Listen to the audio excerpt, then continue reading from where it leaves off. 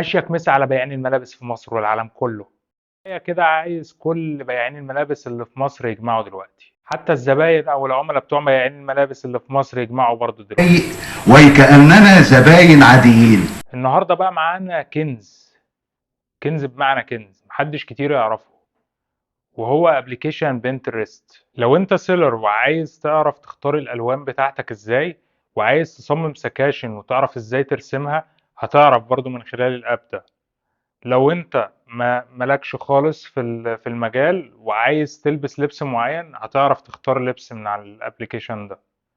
في مميزات كتير هشرحها لكم دلوقتي. هو ده كده يا جماعة الابلكيشن، الايقونة بتاعته اللي فاتت دي. هو بيجيب لك كل حاجة وأي حاجة عن اللبس أو الفاشن أو الموضة. هناخد راوند كده في الآب. زي ما انتم شايفين، هو أنا اوريدي عامل أكونت عليه، ف أنا مسيف كل اللي أنا بوريهولكوا ده. م.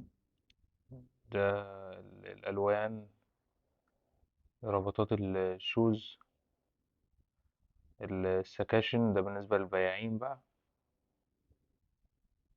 حاجة زي كده.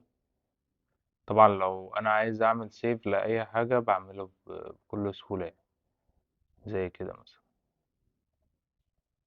وبتسيب بقى على البروفايل بتاعك او شوف الاكونت اللي انت بتبقى عامله. نرجع كده. زي ما انتم شايفين برضو في ميزة بقى مهمة جدا. انا لو مثلا بفتح صورة زي كده وعايز اشوف اعمل فوكس مثلا على حاجة معينة، مثلا نقول ده، بيجيب لك كل حاجة عنه. زي كده مثلا انا عملت على الكاب.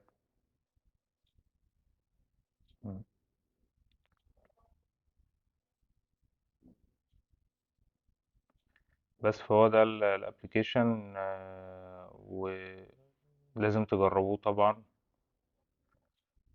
ده مهم جدا لبياعين الملابس وغير بياعين الملابس كمان، الناس العادية خالص اللي عايز يلبس ما اللي عايز تنسوش يعمل. بقى لايك وشير وسبسكرايب زي ما احنا متعودين.